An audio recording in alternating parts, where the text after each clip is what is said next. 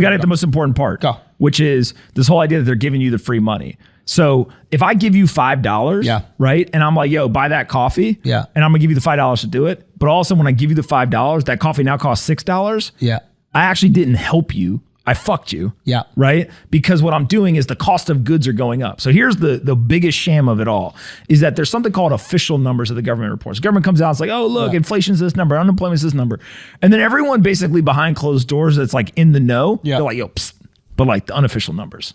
So like, what the fuck is the unofficial inflation number? The official number is like 1.4. But unofficially. But like, hey, psst, the unofficial number is like 5. I don't see how 10. You can keep printing money without massive inflation. So I guess my curiosity about inflation, again, I don't want to get too much into this. I want to get to crypto. Yeah, we're like talking about like super like serious shit here. I thought I was coming to have fun. This is good. I like the fact this is serious. Now, my curiosity about the inflation is, my understanding about inflation is it's not about the printing of money. You get inflation when there's more money than there are things to buy. Kind of. If we're making it in its most simplest term. And because there wasn't that velocity of the economy earlier, the increase in money just has to match the velocity that the Fed wants. Here's a simpler way to think about it. As you create more money, you devalue the thing you're creating, right? So if something's scarce, there's less. If something's plentiful, it's worth less. If you take the US stock market from 1971 and you denominate it in dollars, it looks like a perfect line up and to the right at a 45-degree angle. Right? There's dips along the way, whatever, but it's a 45-degree angle for decades. If you denominate the same stock market in gold and sound money, the stock market's down since 1971. So is it actually that the stock market's accruing value, or is it that the dollar's being devalued? It's a fraction, right? A share versus a dollar. That's a bar. So here, ready for this? Yes. That fucked me up, dude. This is why the wealth inequality gap gets so bad, right? So this, forget all Bitcoin, forget all stuff. The number one thing people need to understand is the richest people in America know one secret, and it's don't hold cash. Invest. Hold investable assets. Fuck, that's all I do is hold cash. It's literally all I've been trying to tell you this for years. That's all I do. For years I've been telling you this. Oh my God. But you're still much richer than me, so don't worry about it. But for years I've been telling you. I want to keep it that way. That's why we have Anthony here. 100%. You told me that you have almost one whole Bitcoin, and I literally, let me tell you something. I listened to Tim Ferriss's podcast immediately. I was like, I need to know what the fuck Akash knows that I don't know. I was absolutely furious. And then Mark reminded me, he's like, yeah, I think Akash is all in on Bitcoin. And I was like, it's at $60,000. What? I was this is actually maybe a good segue into Bitcoin. Buy another shirt. I can't. All my money's in Bitcoin. What do you want from me? No, but literally, I'm such a fucking baboon with money. I keep it in my bank account. I even tell my business manager, I was like, no, don't put it anywhere. Yeah, but think about this, right? You're financially incentivized not to hold cash. So they're devaluing all I do is hold the cash. They tell you, right? The official numbers are, hey, we're going to devalue it on average about 2% a year. Yeah. Right? So if you have $100, you're losing purchasing power every year. If you hold it for 5 years, right, it's worth less.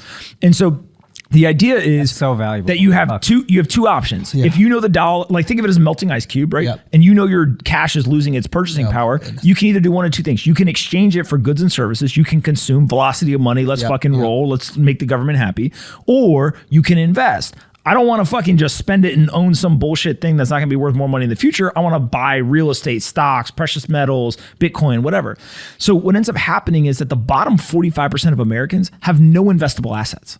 They own nothing. They are you. You are the bottom 45% of Americans, maybe not in net worth, but in mindset, right? And education. That's the most insulting. Yeah. On this podcast. Keep going, Anthony. So the bottom 45%, when this happens, basically the money's being devalued. Literally 45% of Americans are getting poorer and poorer over time because their net worth, they live paycheck to paycheck, all their cash is in the bank, it's losing value. Rich people are sitting there. Guess what happened when they were printing all this money? The stock market went to the fucking moon. Because people are like, I got to get my money out of cash. Because they're just printing liquidity everywhere. Guess what else went up? Gold, Bitcoin, real estate, all investable assets go up because they're devaluing the dollar. And so the other component of this that makes it even worse is that if you're in the bottom 40, 50% of Americans, the goods you consume, the things you buy are super inflationary. You buy gas, you buy food, you buy all this stuff, right? People at the top on a percentage basis, the amount of money they spend on gas and food is like minuscule compared to the investing they do, right? If you're rich, you do a lot more investing than you do consuming gas and food.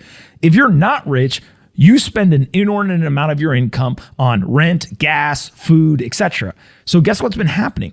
Food prices have gone through the fucking roof. Gas prices have gone through the roof, right? All this stuff. So literally the bottom half of America is being put in a worse situation than the top half. Yeah. They say, sorry to interrupt, but they say, I think they say like poor people spend, middle class people save, rich people invest. That's a great way to think about it. Yeah. But it would seem the middle class people, as the dollar loses more and more value, like you said, it's a melting ice cube. So their savings is worth less and less. And that's how the wealth gap. So the most egregious example of this is in countries where there's hyperinflation, right? We don't have hyperinflation in America. I don't think hyperinflation is coming anytime soon, right? But if you look at a hyperinflationary environment, let's say like Venezuela, Zimbabwe, etc., you could literally start the day off and you're like, yo, I want that cup of coffee. It costs the equivalent of $5. And by nighttime, it costs $10.